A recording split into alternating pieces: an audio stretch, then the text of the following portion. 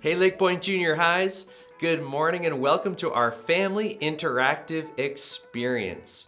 My name is Pastor Ethan and I'm so pumped for what's about to happen this morning. Now, before we get started, there's only one thing that you need to know. If it's just you watching this morning, you're missing out on the big picture of why we've made these videos available. These videos, they don't really work without a parent participating with you. So if it's just you watching and mom or dad is watching the main gathering on another device, hit the pause button and quickly go get them now. Parents, if you're already watching, thanks so much for tuning in. It's our heart here at LakePoint for you to be the spiritual leader of the family. And so I love that you're here participating and walking your junior high student through this family interactive. It's a really great way to bring the family closer together and have a window into your child's faith development. And so thank you for partnering with us. Junior high students, parents, buckle up because we're about to dive into our interactive experience in 3, 2, 1.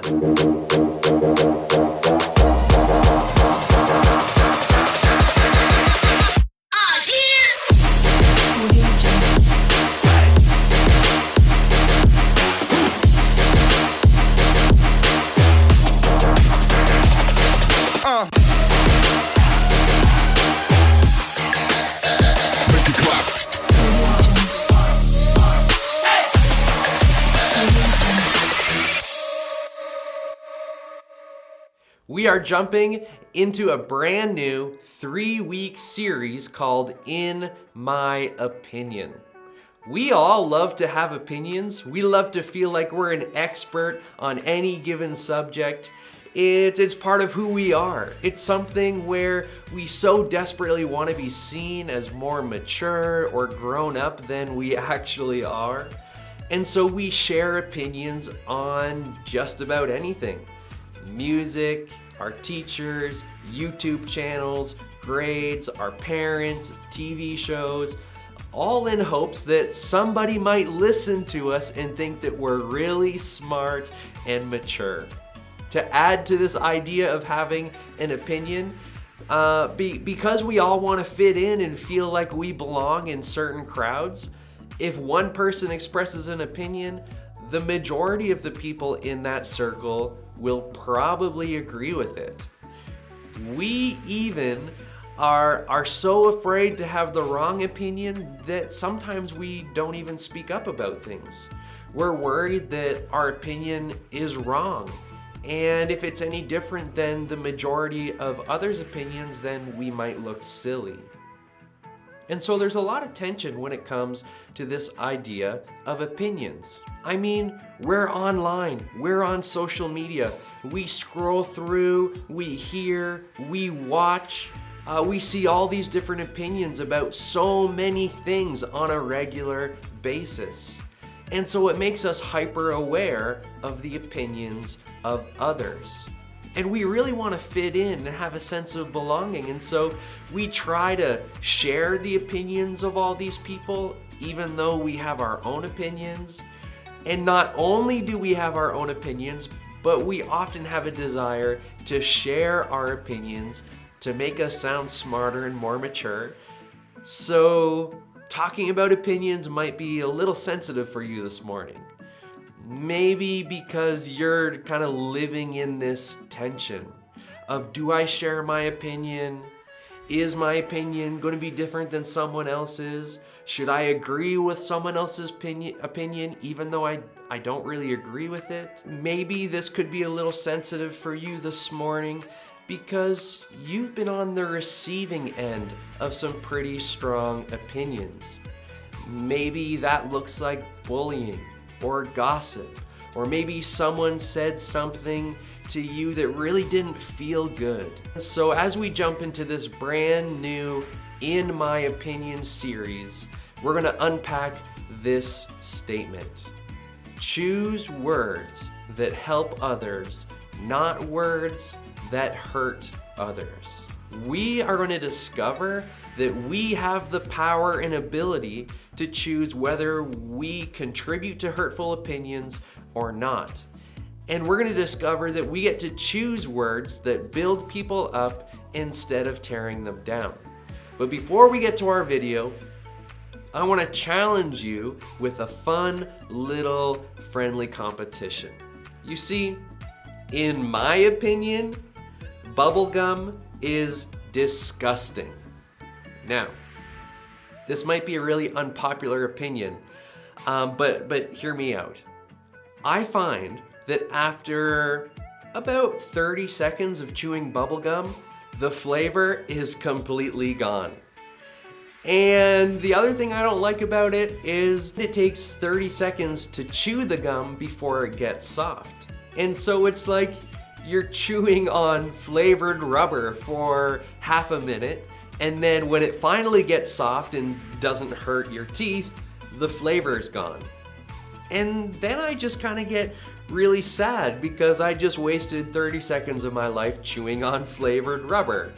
But the one thing I do love about bubblegum is how you can blow bubbles. I mean, have you ever blown a bubble so big that when it popped, it got stuck into your eyebrows? That's when you know you've blown a big bubble. So, in light of my unpopular opinion that bubblegum is gross, we can all agree that blowing bubbles is a lot of fun. And we're gonna have a bubblegum blowing contest. All you have to do is find some gum and blow the biggest bubble you can.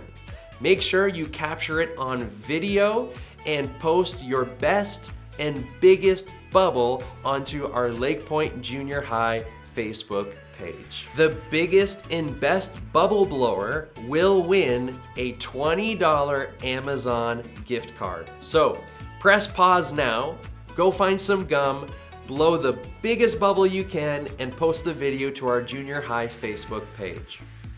All right, hopefully no one got any gum stuck in their hair and had to get a haircut.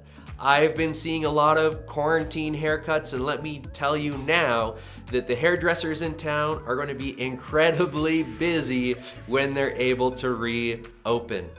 Also, now that I think about it, that's another reason why I don't like bubblegum, because it gets stuck in your hair and then you usually have to cut your hair to get it out. And I really like my hair. Okay, my friends, in a moment, you'll watch a video that will walk through this idea that we have the choice to use our words and share our opinions wisely. After the teaching video, one at a time, you'll see a series of discussion questions on your screen. These are helpful questions that your parents will ask to create a meaningful discussion around the topic. Feel free to press pause and take as much time as you need to walk through each question. I'll check back in with you before and after the discussion questions to provide you with some further instructions. So focus your attention to our In My Opinion series.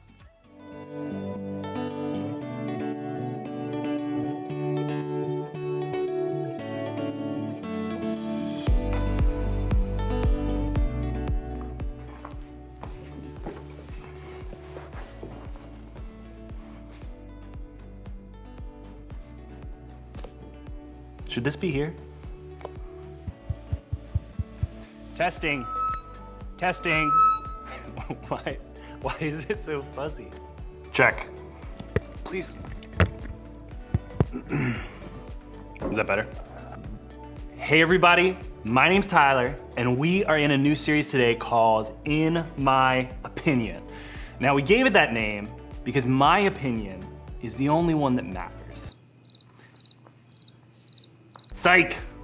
It's not why we gave it that name.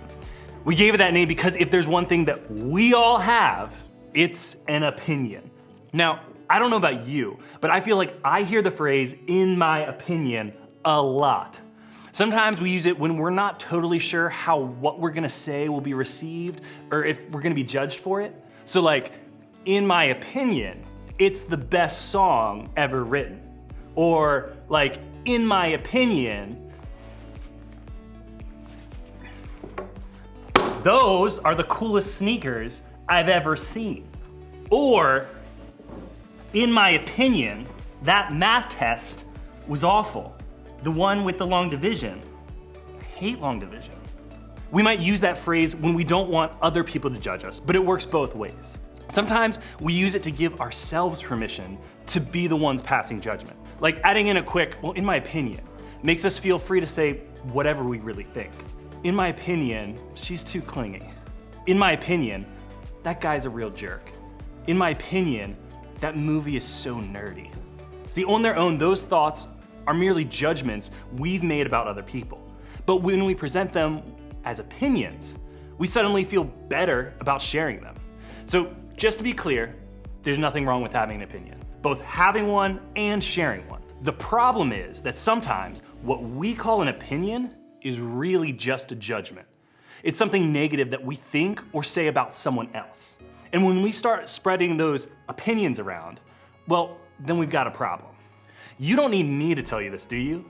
As middle schoolers, you know exactly how much time people spend spreading their opinions around. You know better than most just how often students talk or gossip about each other. So why is it that we find gossip such an easy thing to do?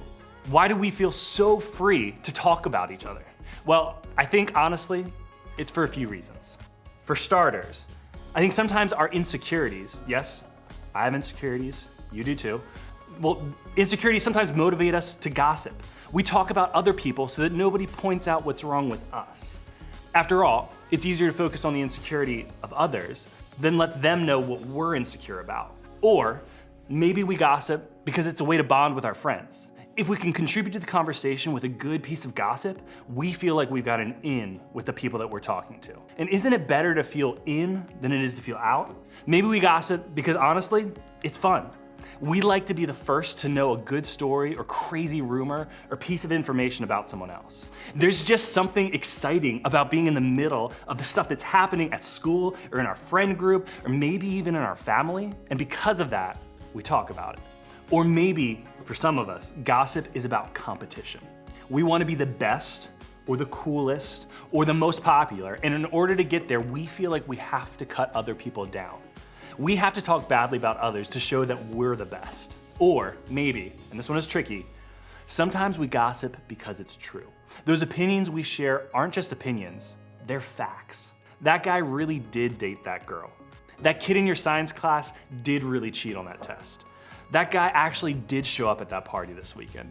That student in your small group definitely did get caught doing something they weren't supposed to do. Because it's true, we think it's okay to talk about. After all, they kind of brought it on themselves, right? And what's trickier than that is that sometimes we don't mean any harm with what we say. Our intentions aren't bad. We all talk to our friends about everything, and that includes the latest gossip. Sometimes we share it because we really are worried or surprised, or we want to help in some way. Besides, we trust the person that we're talking to, right? We know that they won't tell or repeat what we're saying, will they? How many of your conversations that include gossip start with a sentence like this?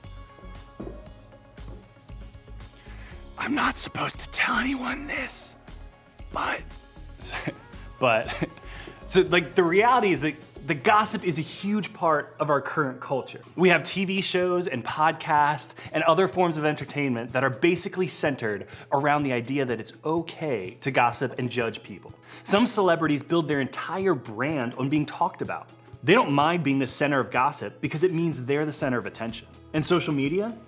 Honestly, the comment section could just be called like the gossip section on some posts. Maybe you even see this at church or at home or at your school. Your parents, your teachers, your coaches, your small group leaders, they gossip around you. So could it really be that big of a deal?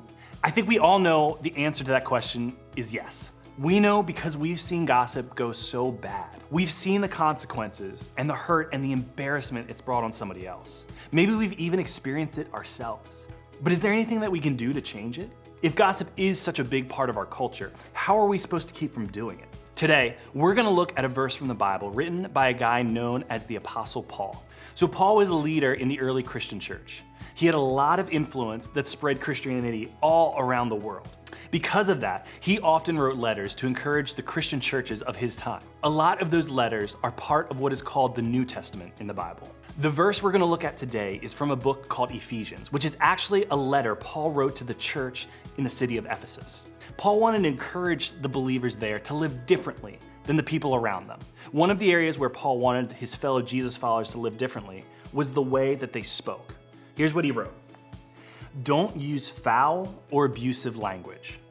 See, when Paul used the phrase foul and abusive language here, he wasn't just talking about like cuss words or harsh words or mean names. He was talking about any language that hurts, breaks down, and damages friendships, relationships, and influence. In fact, the Greek word he used here actually translates to mean rotten. Have you ever seen a piece of rotten fruit?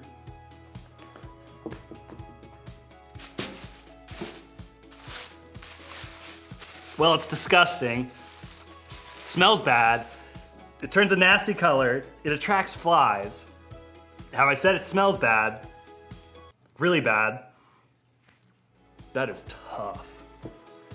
Basically, you don't want this in your kitchen. I don't even want this around me right now. Rotten fruit's bad. And Paul said this kind of language, like these opinions that we spread around as gossip, it does the same thing. It rots our relationships, our friendships, our ability to influence other people for good. So what can we do? How do we start to produce good fruit instead of rotten fruit with the words that come out of our mouths? Well, I think something Jesus said can give us an idea. Take a look. It's not what goes into your body that defiles you. You are defiled by what comes from your heart. Can I just let you in on a little secret about gossip? It's not really about the person you're talking about. Gossip is really about what's happening inside of you. It's about what's happening in your heart. That's what Jesus was saying here. When we use language that hurts or speaks badly about somebody else, the kind of language that rots, that's happening because of something similar, something rotten going on in our own hearts. When you talk badly about someone or speak with the intention of hurting or embarrassing or just shaming them, it doesn't necessarily show something rotten about that person. It shows that something rotten's happening inside of you.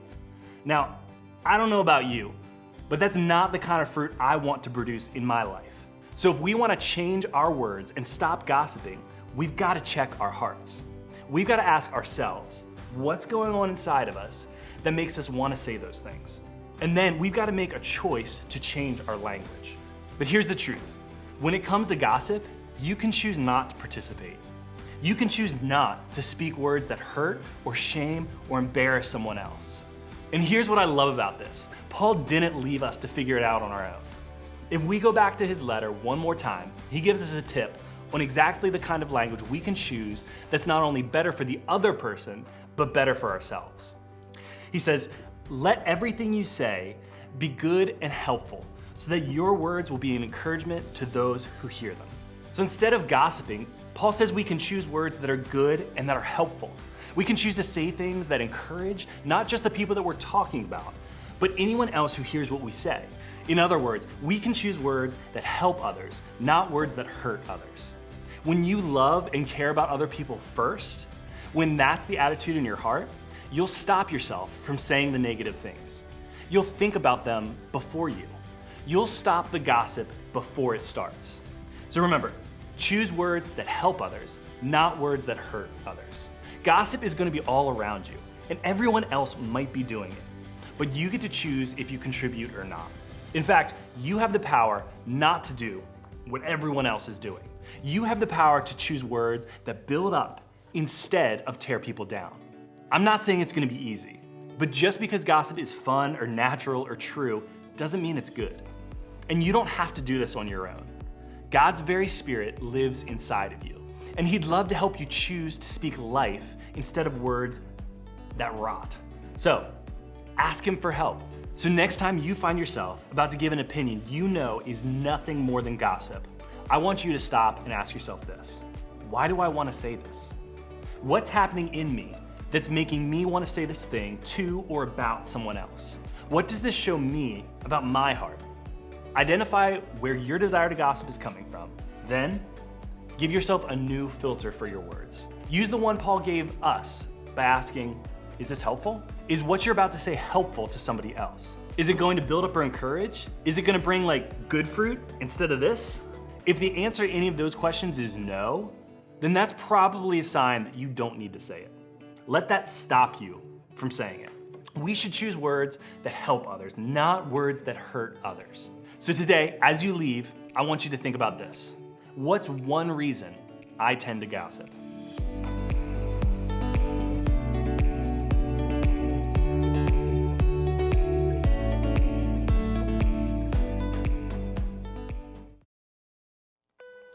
What a great reminder that we have the ability to choose whether we're going to contribute to gossip or not, and we get to choose to speak in a way that builds people up instead of words that tear them down. And so the next time you find yourself about to give an opinion that may actually really be gossip or judgment, do these two things. Number one, ask yourself why you want to say it. Identify where the desire to gossip is coming from. Number two, give yourself a new filter for your words. Ask yourself, is this helpful? And if it's not, then don't say it. As we've learned in the video, we can choose words that help others, not words that hurt others. So, what's one reason you tend to gossip? Is it because you're insecure and trying to hide faults by pointing out the faults of others? Is it a way for you to bond with your friends and get in a good laugh? Is it because it's fun and exciting? Is it because it's about competition and you want to be the best? Is it because what you're sharing is true and you don't really mean any harm? You're just trying to help. So let's talk about that. Parents, this is where we turn things to you. In a moment, you'll see some questions on your screen. Please press pause. Take the time you need to facilitate meaningful conversations with your junior high student. So press pause now, complete the discussion questions, and then come back to this video for some closing remarks.